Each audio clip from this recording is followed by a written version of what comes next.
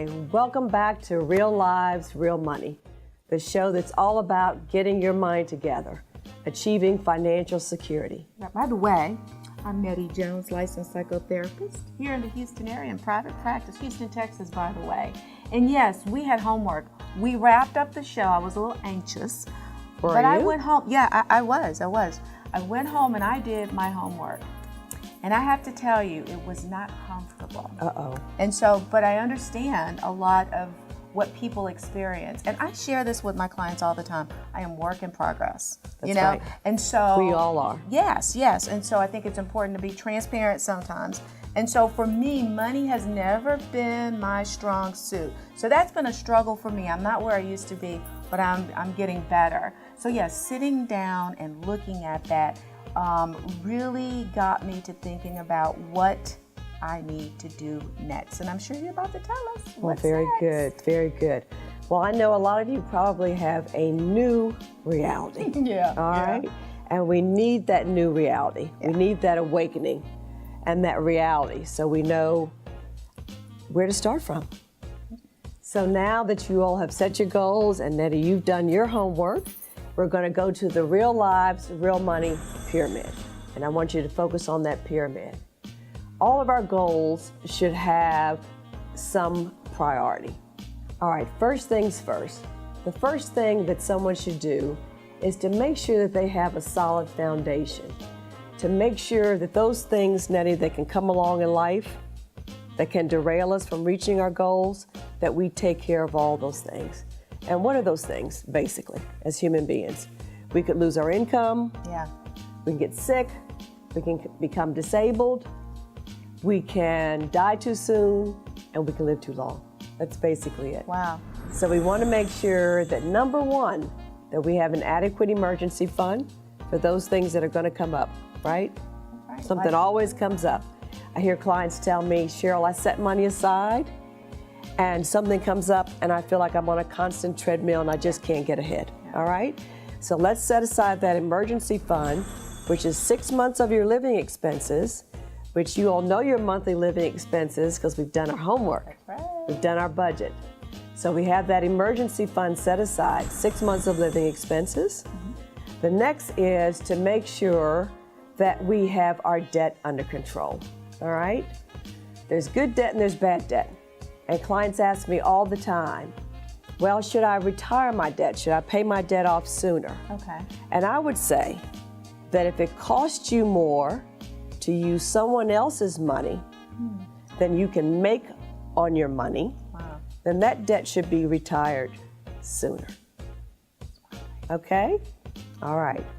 Next is, again, making sure that you have adequate medical insurance. All right? Everyone must have medical insurance. Clients have a medical emergency, and it totally derails the family from their goals. In the event someone becomes disabled, I had someone come in feeling very, very good about themselves, Nettie, and all the money that they were making. And as we went through this foundation, the gentleman didn't have any disability coverage. Oh, wow. So if he's sick and at home on the couch, everything falls apart. Yeah. All right? Wow. The next is life insurance. A lot of our younger people feel like they're indestructible. Yep. There's no need. They're no rush. immortal, all right? And very often when clients think about needing life insurance, it's too late. Yeah. It's too late. So make sure that you have an adequate amount of life insurance. A planner can help you figure out what adequate means. It's different for everyone. And get it while you're young. It's inexpensive and you're healthy, all right? The next is long-term care, and that's the living too long. With medical advancements now, so many people are living past 100. Can you believe it? Mm-hmm. I have a new grandbaby. Tell my age a little bit. Okay. And thank you. And the mortality say that her life expectancy is 121. Wow. Are you Yes. 121? So a lot of people do a great job of saving for retirement, but they don't think about the cost of needing care in their home or at an assisted living facility. So We need to make sure that we cover those things in the foundation first. And once you have a solid foundation, if you think about it, there's really nothing that can come along that would derail you from reaching those goals. Yeah. So very important to make sure you have a solid foundation. We're going to talk about goals next time. So we have a little bit of homework again. So first thing I want all of you to do is to write down your short-term goals. Those things that you want to accomplish, Nettie, within the next 1 to 5 years. Okay. Maybe that's buying a house, maybe that's buying a car, maybe it's getting that emergency fund together, which ought to be a priority, okay? And then next I want you to write down your long-term goals. Most people's long-term goals relate to perhaps their financial independence goals. Okay. When they would like to retire, or as we say, when they'd like to be financially independent of the need to work. All right? And everybody usually says tomorrow.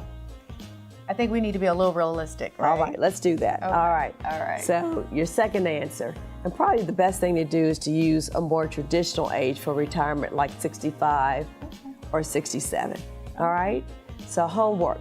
Let's write down our short-term goals and our long-term goals, and we'll see you next time. Oh, before we go, hey guys, remember, check out Real Lives, Real Money, and you can find that book on RealLivesRealMoney.com. All right. See you next time.